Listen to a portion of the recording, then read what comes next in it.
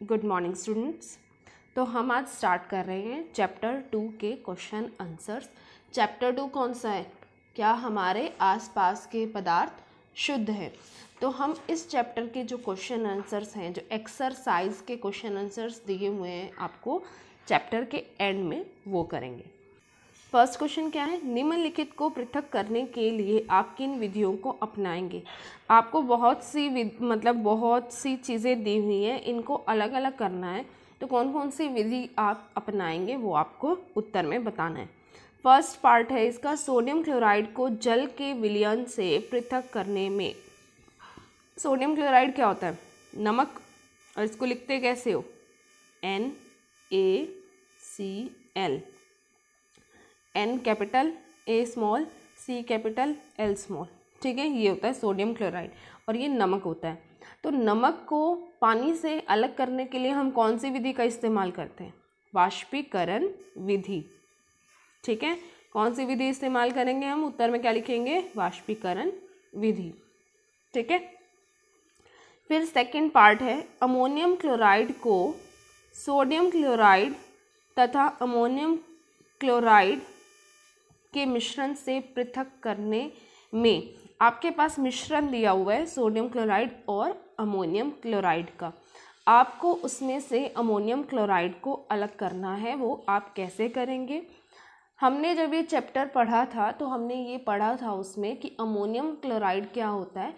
एक ऊर्ध्वपातनशील पदार्थ होता है। अगर इसको हम गर्म करेंगे तो ये ठोस से सीधे गैस में परिवर्तित हो जाएगा। ठीक है, जब हम इसको गर्म करेंगे, ये गर्म करने का साइन है, ये ट्रायंगल। ठीक है, और इसलिए हम इसके लिए कौन सी विधि का उपयोग करेंगे? ऊर्ध्वपातन विधि। ठीक है, हम ऊर्ध्वपातन विधि का यहाँ पर इस्तेमाल करेंगे। फिर उसके बाद सी पार्ट क्या दिया हुआ है?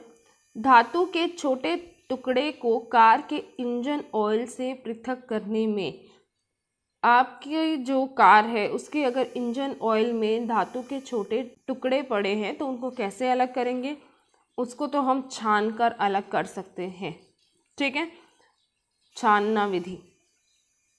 फिर फोर्थ दिया हुआ है, दही से मक्खन निकालने के लिए। दही से मक्खन निकालने के लिए कौन सी विधि का उपयोग करेंगे हम? अपकेंद्रण विधि। फिफ्थ दिया हुआ है, जल से तेल निकालने के लिए। इसकी तो स्पेशल विधि थी एक, तो वो कौन सी थी? पृथक्करण, कीप का इस्तेमाल करके।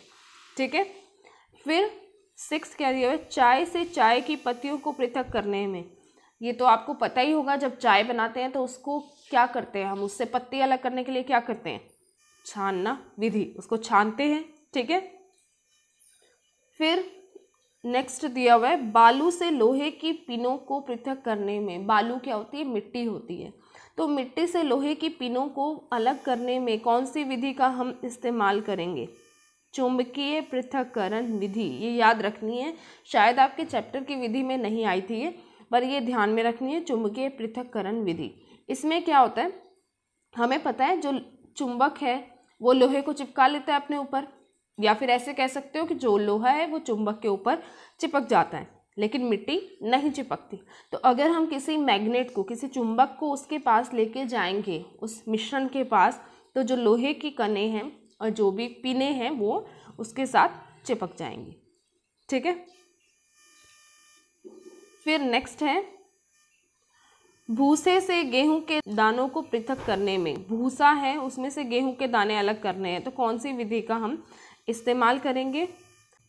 फटकाना विधि। जब उसको जोर जोर से मारा जाता है तभी उससे गेहूं के दाने जो हैं भूसे से बाहर निकल आते हैं। ठीक है,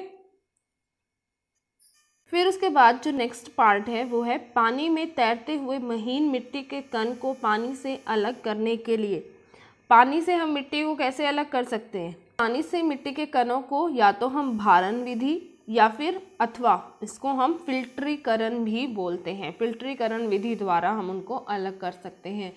मैंने एक वीडियो अभी बनाकर आपके पास शेयर की है, जिसमें मैंने सारे जो बेसिक से अपरेटस हैं लैब के, तो वो उसमें दिखाए हुए हैं, तो उसमें मैंने फ़िल्टर पेपर भी दिखाया हुआ है, तो आप वो वीडियो ज़रूर जाकर देखें, ठीक है। फिर नेक्स्ट है पुष्प की पंखुड़ियों के निचोड़ से विभिन्न रंजकों को पृथक करना। तो ये कौन सी विधि से कर सकते हैं हम? क्रोमेटोग्राफी, ठीक है। जो पंखुड़ियाँ हैं, फूलों की पंखुड़ियाँ हैं, उनसे जो रंजक है उनको निकालने के लिए हम क्रोमेटोग्राफी विधि का उपयोग करते हैं, ठीक है। तो ये हो गया फर्स्ट क्वेश्चन। अब देखते हैं सेकंड क्वेश्चन। चाय तैयार करने के लिए आप किन किन चरणों का प्रयोग करेंगे? विलयन, विलायक, विलय, घुलना, घुलनशील, अघुलनशील, घुलय, फिल्ट्रेट तथा अवशेष शब्दों का प्रयोग करें। अब चाय तैयार करने के लिए हमें क्या क्या चाहिए होता है? सबसे पहले तो पानी चाहिए होता है, तो और पानी हमें ज़्यादा मात्रा में चाहिए होता है, बाकी जो चाय पत्ती वगैरह होती है वो कम मात्रा में होती है। अब यहाँ पर हम स्टार्ट करते हैं विलायक से। अब विलायक क्या है? पानी, ठीक है। इसको किस में लेना है? हमें एक बर्तन में और बर्नर पर रख देना है। फिर चीनी इसमें डालनी है, चीनी कम मात्रा में, तो वो क्या है? विलय। विलायक में विलय यानी चीनी डालिए। फिर उसके बाद घुलना शब्द का किस तरह से प्रयोग करेंगे? इन्होंने यहाँ पर थोड़ा सा ये उल्टा लिखा हुआ है। विलय जो है विलायक में घुलकर एक विलयन बनाएगी, ठीक है। फिर उसके बाद घुलनशील, विलायक में विलय घुलनशील है क्योंकि चीनी घुल जाती है पानी में, और इसमें एक अन्य विलायक भी डलता है, वो कौन सा है? दूध। दो विलायक हो गए हमारे पास, एक विलय हो गया। अभी एक और विलय भी तो है, चाय की पत्ती। फिर अघुलनशील, अघुलनशील विलय में आएगी हमारी चाय की पत्तियां, क्योंकि वो नहीं घुलती हैं, तभी तो हमें वो छाननी पड़ती है। विलयन यानी पानी, चीनी, दूध का मिश्रण, ये है विलयन। इसमें अघुलनशील चाय की पत्तियां डालिए और इसे कुछ देर तक उबलने दें। फिर उसके बाद घुले और अवशेष। अब घुले क्या होता है? हमने जो पूरा विलयन तैयार कर लिया है उसको हम छान कर अलग कर लेंगे, मतलब उसकी जो पत्तियां हैं वो अलग कर लेंगे। जो छलनी में बचा है वो तो है अवशेष, और जो हमारे पास चाय तैयार हुई है उसको बोलते हैं घुले, ठीक है। मतलब कोई भी अगर हमारे पास विलयन है, अगर हम उसको छान लें, उसमें से हम क्रिस्टल्स को अलग कर लें, तो जो हमारे पास बचता है, नीचे पानी बचता है जो भी, उसको बोलते हैं घुले, और जो क्रिस्टल्स हैं वो क्या है? अवशेष, ठीक है। तो यहाँ पर ये दोनों क्वेश्चंस कंप्लीट। आज के लिए इतना ही। Thank you.